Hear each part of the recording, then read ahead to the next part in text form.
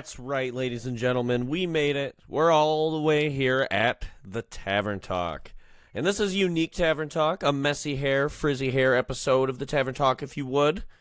Because it is only me here to grace your beautiful ears this whenever you're listening to this. So I'm in Donegal, back because I was hanging out with a couple of my newbies. So having a couple of drinks back at the inn. Going to be a pretty short episode, to my understanding. So we'll see once Nick comes back, I'm going to have more stuff that I want to talk about. But two things I'm covering today is an interesting Wowhead article that I saw came out that was, what if Mythic Plus used deaths instead of a timer? And they outline a couple of points in here, and I'm going to kind of talk on my opinion on this a little bit, and we'll go over some of those points. And then we have a deeper dive into the Siren Isle and what I'm excited for going into Season 2, what I'm not so excited for going into Season 2, and we'll go into that. So I'll start us right off with our first topic is, what if Mythic Plus Dungeons counted deaths instead of using a timer? So the very first thing they talk about is they start with disadvantages of having deaths instead of timers. Waiting for cooldowns. So similar to things like in Torghast or in Undergear Delves, for example, you will wait for all your cooldowns to come up every single time. And so sometimes that means waiting for a 3-minute cooldown, or in some extreme cases, this pack's really hard, so I'm going to wait for Lust or something. And that can lead to a lot of downtime and a lot of boredom, which is not, I mean, to be honest with you, bashing your head against the wall 50 million times isn't really good either way. We don't want people to be queuing like slow groups, for example, like one pull at a time, nobody's geared, and we just take an hour, 2 hours doing this doing this Mythic Plus dungeon. Because that doesn't very adequately reflect the ability of skill and gearing that it would take to get something like an 8 or a 10 done. If you just pull everything real slow and don't die. So that's an interesting point. I do think it's interesting. I'll get a little bit more in how I feel after one of the other negatives. There would be no risk. Players would be more likely to adverse any deaths, leading to smaller, low-risk pulls that may focus on increased CC, similar to something like Classic. So, retail players expect a different kind of experience, a little bit more flow, a little bit more pull in their experience than a Classic player would, for example. A Classic player is used to running a mage that polymorphs one thing, polymorphs two things, then you have the hunter trap one, and then etc., and then you pull the one guy. And then you have the mage, get ready to repolymorph them once one of them goes off, and they don't want that to be the experience of a dungeon. They don't want you to be doing that for 2 hours. And I don't want to be doing that for 2 hours. Pulls that are that hard and doing those kind of gross things to just get the best keys down. And then obviously there would be the toxicity from people dying. There would be times when people just get squashed and mess up mechanics, especially in these higher keys we're talking about that would take longer. And then you're going to get flamed, right? You were the first one to die or whatever, and now it's only deaths that matter. Just take it slower, dummy, right? It doesn't sound... It could be good. I just don't see our community taking it too well. I think what's going to end up happening is you'll still have pushers and pump groups and things like that, but the highest keys, like the 15s and 16s, will get done doing hour-long, maybe even 2-hour-long experiences just to get it done. They'll do crazy... The world's top will do the crazy stuff, like pulling stuff through walls or phasing things or all kinds of weird junk to be able to pull a certain amount. And I don't know if that's a good reflection of the ideal playstyle of the content they're making in this time, is they're trying to make dungeons a bit more of a free-flowing, a bit more of a streamlined experience, where you come in, you pull, maybe a pack, maybe two if your group's doing real well, and then you can do the 5, 6, 7, 8, for example, and within a reasonable amount of time within the timer. So those are definitely some of the negatives. Some of the positives is there's a lot more flexibility, and it can reduce the stress within the group. You're not literally having a timer tick down, haunting your every waking moment every time that, should I Should we pull a little harder? I don't know how close we are on the timer. I don't know where our pacing should be for a group of this, so it fixes a lot of that, as the pacing won't matter as much. You'll just have to pace for the group. And so I think that's actually a really good advantage. It would create if the tank just has to pull a little slower, right? And I'm talking like this dungeon might be a half hour, 45 minutes, which is reaching the upper end of where I would want to be in a dungeon at most. I like to, if I can help it, I like them to be at least over and popped in about 45 minutes. That's probably the end of my comfort zone for it. So this could potentially exacerbate how long I'm in a dungeon. So positives, though. The cool part is for a group that takes it slower, this puts a lot less stress. You're not over pulling because we're behind on the timer or something. So it gets rid of that. I'd like the next good part is it would be a focus on execution and not speed. So it would allow even the most undergeared group to slowly and methodically conquer a dungeon, avoiding harm to less risky steps just to keep up. I think that's part of the problem, though. You're gonna find a lot of people are going to manipulate this system, and it'll be worth it to spend 2 hours with your buddies in a 12 delve or in a 12 key or a 10 key, even though you're not super geared for it and it's really hard and you have to pull real slow or else the AoE kills you. It is a way to get a character that should not potentially be able to get that gear, getting that gear. So I think that's a bit more of a drawback than an advantage. They talk about wanting it to be more of a focus on the dungeon. That's part of why I think they should either move the affix system back a little bit to where they get to experience a couple of keys without an affix potentially, so that way it really is about the dungeon. And then at like a 2 to 3, then 2 to 3. Like a 3 to 4, then maybe you get Xal'ata's Bargain. And then 8, you get the death penalty run, right? And then you get like the death penalty for death increase to 15-second loss. And then, I think there's certain refines they could refine their current system a little bit better, and it might have a better result than just letting people spend 2 hours in a 12, for example. And break the meta. This is a famous one. There's a lot of groups that, since you need to hit a certain timer, you feel like you have to have a certain group or have a certain makeup of your group in order to be able to do this on time or have any chance. Which a certain amount of that to respect is true. Like if you're running all melee and they're all, like Fury Warrior is not too bad in Mythic, but or it's Unholy DK before they buffed them, like then you're probably going to have a much harder time getting that 10 key down in time than it would if you ran like a shaman and a druid and etc. I do like that it would allow a little bit more flexibility in class compositions, because if you don't have the specific comp that allows you to CC this a certain amount of time so they don't do the AoE, that's okay. You just pull that group less. It's not a big deal. Move on. Takes you a little bit longer to get through that portion. On a timer, that's a big deal. In a death-based Mythic Plus, it wouldn't be that big of a deal.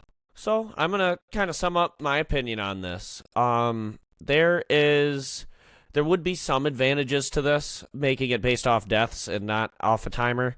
I do see that it might be a good way to get more people actually doing keys, like more of the casual people that are very afraid of all the sweats right now.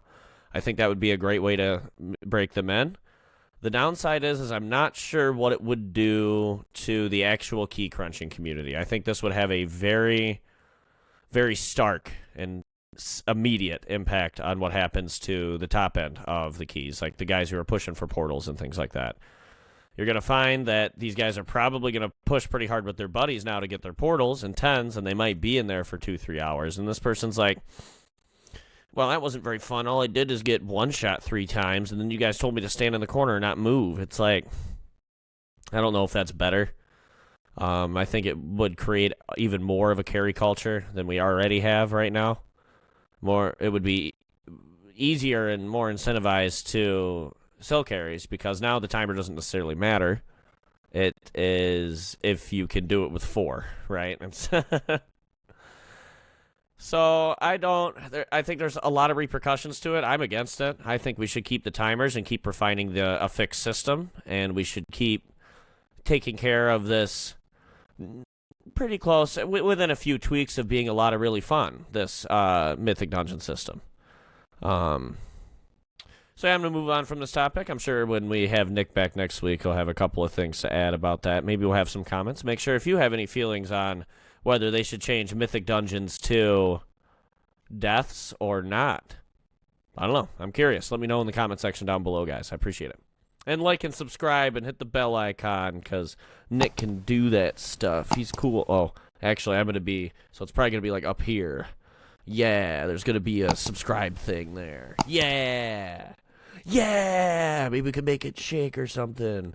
Anyway, so the next thing I wanted to talk about is the deeper dive into this 11.07 and then ultimately the 11.1 patch.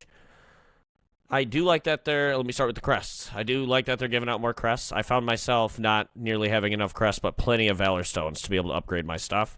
Mind you, I do a lot of content with people that are lower geared than me, so I potentially do a lot of content that my character should probably advance beyond. So that's why I have so many Valor Stones and so many crappy crests, that I don't really get to utilize very much. Cool part is, as the upgrades are working, once you get to certain gear levels, you can upgrade your crests from the crappy ones to the newer ones, which coming in 11.07, and they're going to retain this, I believe was what the Wowhead article said, going into Season 2, is it's going to be cheaper to upgrade, and you're going to get more crests for doing stuff, which I'm excited about that. It's pretty easy to get, I would say, Valor Stones just from doing stuff. You know, doing your weeklies, doing world quests, all kinds of ways to get Valor Stones. So I think crests are a better spot to kind of put it at. It kind of, I guess, this is probably a bit of a hot take, but I would rather be waiting on Valor Stones than crests. So that way, if I finally get the Valor Stones, I can just upgrade my best piece or whatever. You know, whatever my best stat is, if it's a ring or a cloak or, you know, the chest is always a famous one, head chest, for example. There's a lot of things that might be worth upgrading, and right now I'm, like, waiting on crests. So part of this, like I said, is because I do content that is a little bit easier than my character should probably be doing at their gear level. I'm doing a lot of things where I wouldn't get, you know, I don't even really have a chance at any pieces, for example. So we'll have to see where I go with that. I'm excited for the crest changes. Maybe it'll feel a little bit better, a little more fluid, plus upgrading for cheaper will be nice. But yeah, I'll definitely have that linked down in the episode description, just to make sure that if you guys want to read any more into that, you definitely can. So I'm going to take a little bit of a deeper dive into this 10.07 patch. One of them that I thought was so funny, I'll start with this, is there will be new Arathi ear customizations for humans in the Kultiran. So I think that's kind of interesting that they're adding like essentially a barber option for your ears as humans in Kultiran. So that's kind of interesting. If you want pointy ears that are Arathi, then definitely take a look at that. So all these classes got strictly adjustments in player versus player combat exclusively. So Death Knight was Blood and Frost. Druid had Balance and Restoration changes. Evoker had Augmentation changes. Mage had Sun Fury hero talent changes. Mistweaver and Windwalker Monk both had some changes, which is interesting because these are like buff nerfs. Most of these are nerfs, a lot of them, but there is some secret little buffs in there. So I'm listing one of your characters. You should definitely take a look for sure. Discipline Priest has some changes. Elemental and Restoration Shaman has some changes. Destruction Warlock and Arms and Fury Warrior have some changes. So in Arms Warrior, I think it's interesting how they keep like tweaking this rotation. I don't know if they think it's too bursty or if they think it's not enough sustained or if it was breaking too much armor, but we have a Rend damage increased by 15% in PvP. We have an overpower damage increased by 20% in PvP. So they're kind of making them a little bit more bursty, which is interesting. I'm pretty hype about that.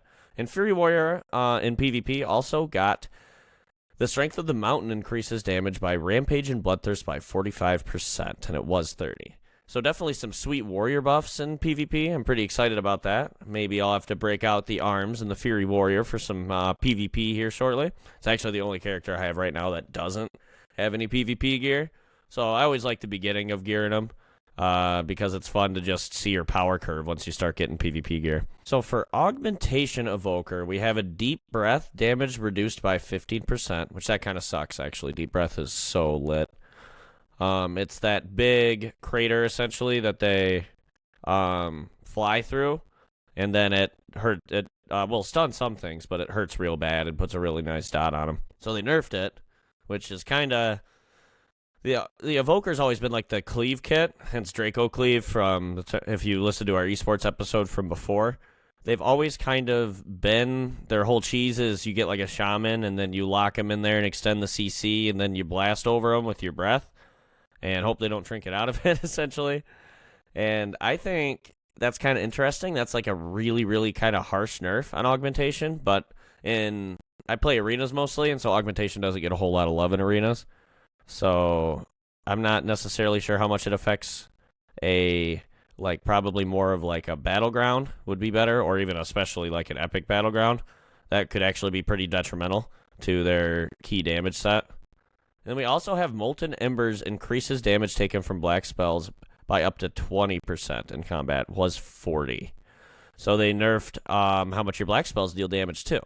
So I think that's interesting. They're trying to, they can never balance Augmentation Evoker properly. They always have it where it's broken and over supports, or it's useless. There's like no in between, and they can't quite find the sweet spot for it. So I think it's interesting that they keep playing with it and tinkering with it and seeing what they do, because now Augmentation sounds like it's going to be like, I mean, not a bet in arenas. It never really was, but kind of not even really a battleground bet as much anymore, unless you have a couple of really good melee pumpers or something, you know. And I did mention this. I just wanted to keep saying it again and again, because hopefully one time Blizzard will hear this and listen to me complain and whine about it. So cross-faction groups can now queue for dungeons. Dungeon will require a fully pre-made group, and the party members who leave will not be replaced. So we're getting there, baby steps. I just wanted to pat them on the back and say thanks. Let's let everybody queue with everybody here soon. I appreciate it. Thank you, Blizzard. Coming from Jordan, sincerely and all that. Big kissy. All right, and so that brings me to the end of the Tavern Talk episode. It's only like 3 topics in there. We only really talked about the PvP changes a little bit about how I feel about the crests, and then the deaths instead of Mythic Plus timers, which I'm pretty interested to see if they go through with that or not. There's some PTR testing they've been doing on it, allegedly, which I haven't played on any of that.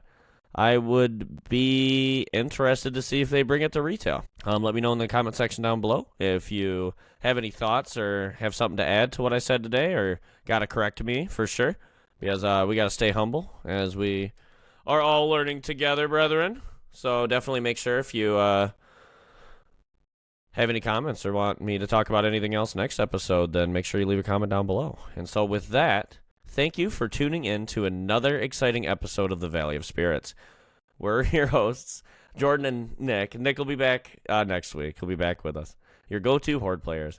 Join us in Dornegal on the Mal'Ganis server and look up our guild, the Electric Boogaloo, for some epic adventures. Stay connected with us on social media. Follow us on Facebook and Twitter, or X as it's known some days, by searching the Valley of Spirits podcast. Don't miss an episode, and follow us on Spotify or anywhere you find your podcasts. Check out our YouTube for additional content not found on our podcast platforms. Until next time, may your quest be glorious, may your loot be plentiful, and as always, for the Horde.